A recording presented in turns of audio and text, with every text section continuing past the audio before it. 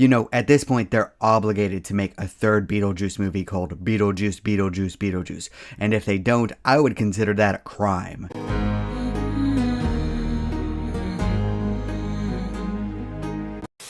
I can fix that. I can fix it! I can fix that. Greetings, fellow mortals. Just a reminder saying it's just my opinion is for cowards. Oh, and there will be small spoilers for Beetlejuice 2 ahead. You have been warned. Not to say that there's a whole lot to spoil. If I was going to give a brief summary of Beetlejuice 2, I would say that it is a fun ride, but a lot less gruesome, a lot less funny, and a lot less coherent than the first film. What do I mean by less coherent? Well, the biggest problem is Lydia herself. She sees visions of Beetlejuice and has a career in the supernatural, meaning that her adventures in the afterlife had a giant effect over her. By the end of the original film, she was pretty comfortable with the idea of death and understood how important it was to make the most out of every moment in life, especially with your loved ones. Just because her husband Richard disappeared doesn't mean that she's going to completely separate herself from her daughter. That does not fit the original story. I really hate in fiction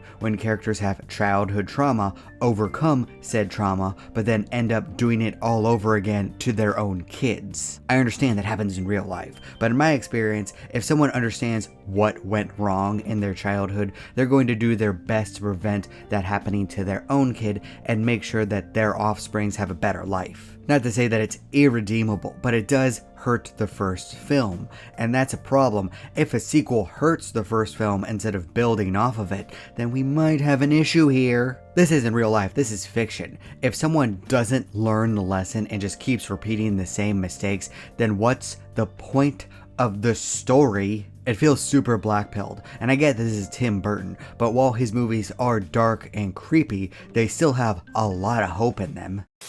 Hope is what makes us strong. It is why we are here. It is what we fight with when all else is lost.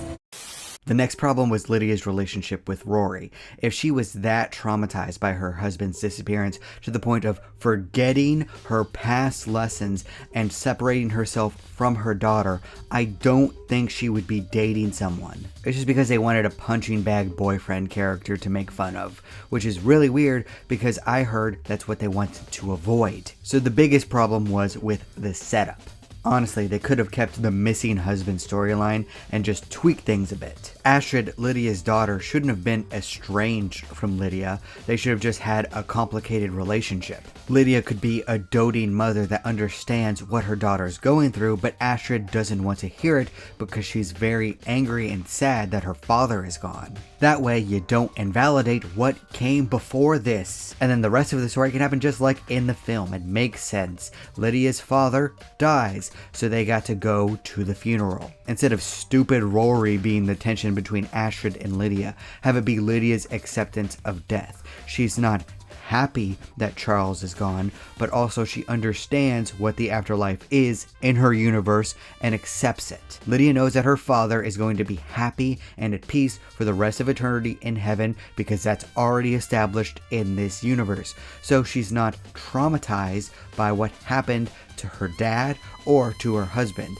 but this pisses Astrid off a hell of a lot. Lydia could try to make Astrid understand that they will see the dead again, but Astrid doesn't believe in any of her mother's mumbo-jumbo that she uses to make money. The argument causes Astrid to lean more on her boyfriend Jeremy, who does reveal that the afterlife exists because he's a ghost. And while Astrid is floored by the revelation that her mother was right, she's distracted by Jeremy, who promises to let her see her father again while she's still living. And then the middle part of the film is basically the same, with Astrid going with Jeremy into the afterlife to see her father. Meanwhile, Lydia finds out that Jeremy was a murderer while he was alive. Without any other way to save her daughter, Lydia summons Beetlejuice and agrees to marry him in exchange for him saving Astrid from Jeremy. Meanwhile, Lydia's stepmother dies just like in the original film. They find Astrid and Jeremy and prevent Jeremy from sacrificing Astrid in order to regain his life. They also find Lydia's father waiting for the stepmother because he doesn't want her to go into the beyond alone. Beetlejuice is delighted that all of Lydia's family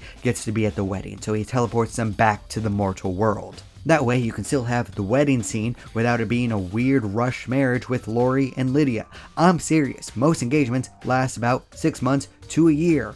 Why is it happening 2 days after the father's funeral and right after they got engaged? I'm very confused. It doesn't make sense. Does that make sense? Ladies and gentlemen, I am not making any sense.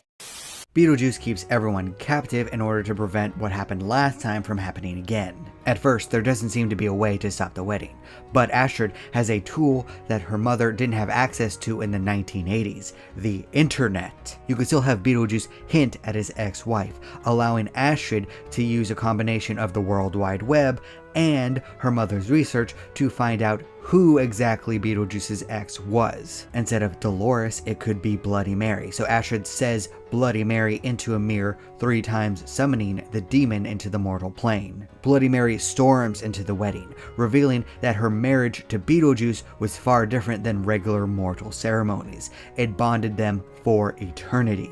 Thus, he cannot marry Lydia, which is a lot funnier of a loophole than him not being able to take Lydia into the afterlife. That was a little lame. Bloody Mary grabs Beetlejuice by the ear and drags him kicking and screaming back into the afterlife. Lydia says goodbye to her deceased parents and watches as they leave into the afterlife to be at peace. And just so that we're not sequel baiting too much, we're going to tie up a loose end where Lydia and Astrid find out from an administrator in the afterlife that Richard already moved into the beyond.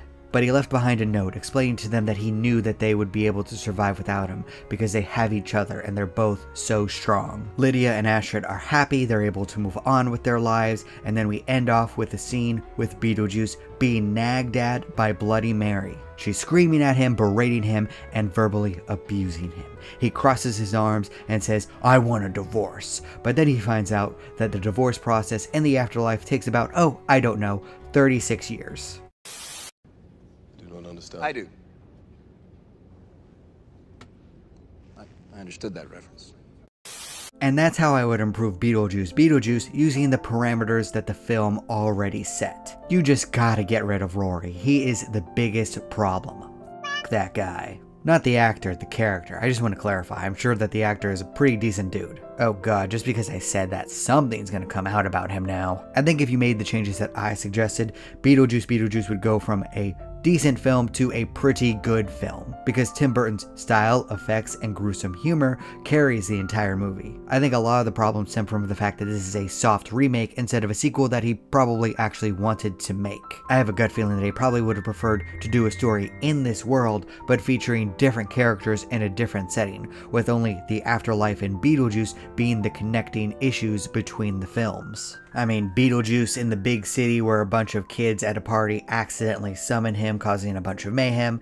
I think that would be really fun. Or a daughter mourning her lost parents tries to use Beetlejuice to see them again. Or maybe Lydia's show inspires some woman who becomes obsessed with Beetlejuice and summons him and marries him so that he can live in the mortal world, but then causes a bunch of chaos. I'm just saying, there's a lot of different ways that you can go, and I think that the people producing the film held Tim Burton back from being more creative. The same characters, the same setting, basically the same plot. That's not exactly his style. He likes to do things differently. He likes to be weird. I'm very interested in the idea of what this film would have been if Tim Burton was just unleashed to do exactly what he wanted. But while shackled, he still gave us a decent film. There was nothing egregious about it. There were a few things that I didn't like and didn't make a whole lot of sense, but still I enjoyed the experience overall.